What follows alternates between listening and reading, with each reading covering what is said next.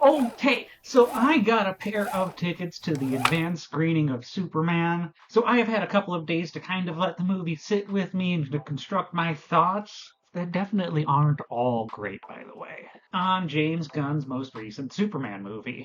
And if I am being honest, this is the internet, and I won't act like I'm also not trying to appease the algorithm while talking about a movie I really liked. And because this is such a new movie, I will try my best to avoid spoilers for a minute by breaking down the more abstract elements I did and didn't like before going into the narrative, if that is what you are here for. These are things that I think are going to be really hit or miss, but nothing here broke the movie in any capacity for me. Things like the dialogue being a little exposition heavy. We hear about Superman being solar powered, I think, 3 times in the movie, when I think we could have gotten away with it very easily, somehow visually.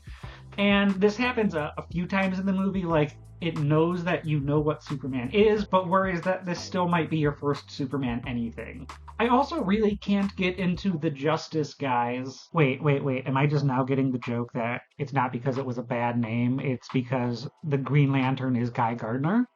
And it's also a bad name? God damn it. I like that joke more now. Matching team uniforms. I still can't get into the Justice Guys matching uniforms. I know they're meant to parody corporate branding, but the aesthetics just never clicked for me. And that being said, though, maybe my discomfort is kind of the point, and if so, it worked. Nondescript things that I really did enjoy, I think this has a huge variety of action, which has always been something Superman adaptations can struggle with.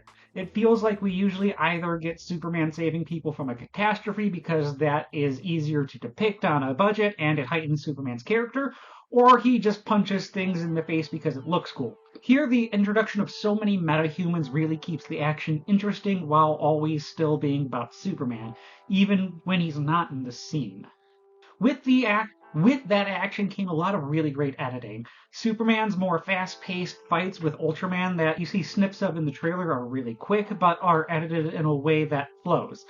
When the cut happens, your eyes are already where they need to be and don't need to jump around is kind of the best way to describe it. Mad Max Fury Road is another great example of this flow in action because of the planning and editing, if that makes sense. After Jurassic World Dominion, I feel like I've been hyper-focused on wanting editing to be coherent, and I was so happy.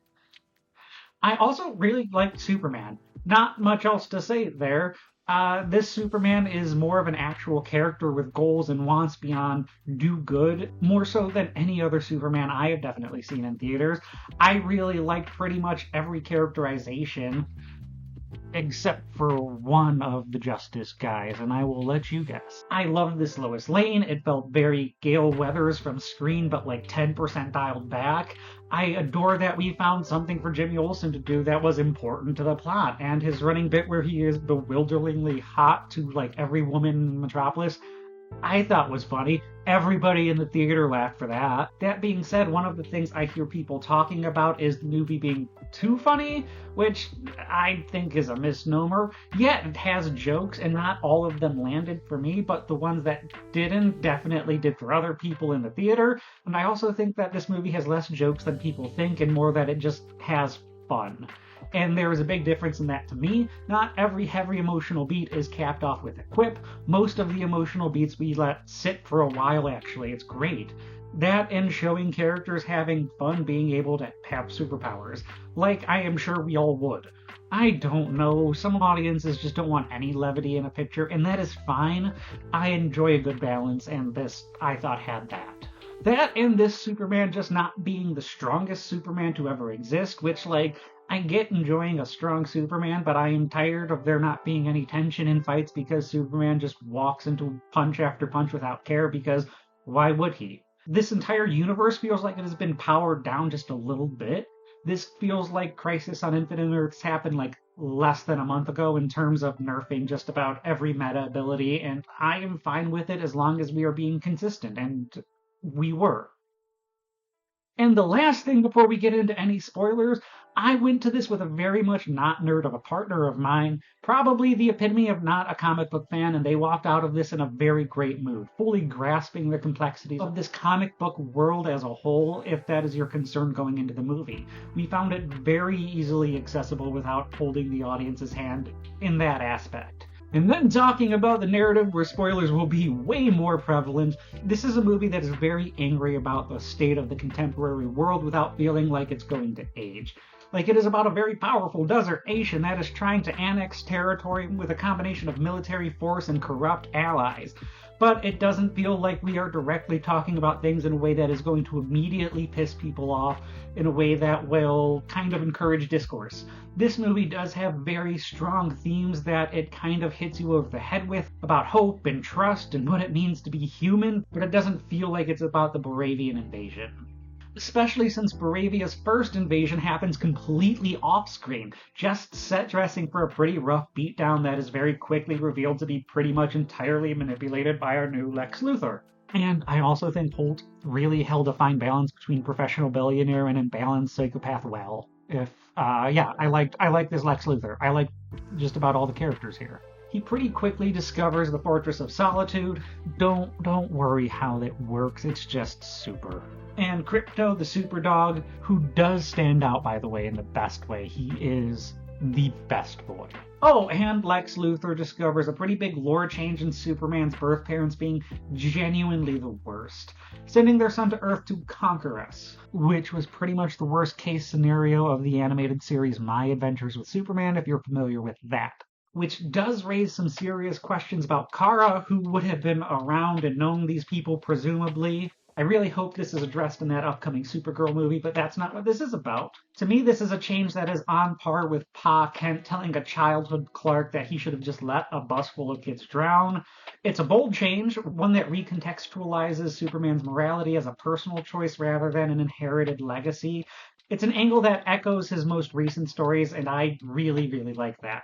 So a lot of this movie ends up being Superman searching for a crypto from a dog-napping Luthor, or at least that is the Man of Steel's primary motivation for a lot of hating Luthor on a personal level. Like, they know each other exists, but apparently Clark has never felt it appropriate to confront not Donald Trump until he literally broke into his clubhouse and stole his dog. The legally distinct Justice League was introduced a little bit earlier, so now this becomes the real impetus for their involvement, picking up a lot of Superman's slack, essentially, while he is freaking out about finding his super pet, and getting intentionally kidnapped while doing so. This sets up Lois to contribute to the story with Jimmy Olsen to figuring out what happened to a disappeared Superman, as well as convince the Not League to step up and actually help. This led to the movie's only real needle drop when Mr. Terrific lives up to his name and pulls off a Yondu with those salted chocolate balls.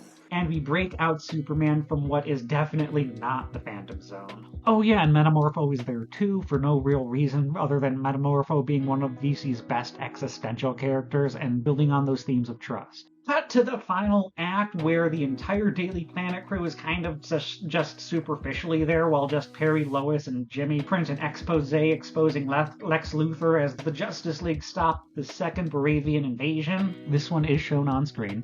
Ultraman and Superman and the robot from the remake of The Day the Earth Stood Still fight in my hometown while Metropolis is literally ripped in half. Oh, yeah. And another thing that I felt is kind of weird, I don't love this Ultraman, at least being called Ultraman. He is far more in line with Bizarro as a character, if that makes sense to you. So I kind of hope he comes back as a Bizarro. I think that would be really cool.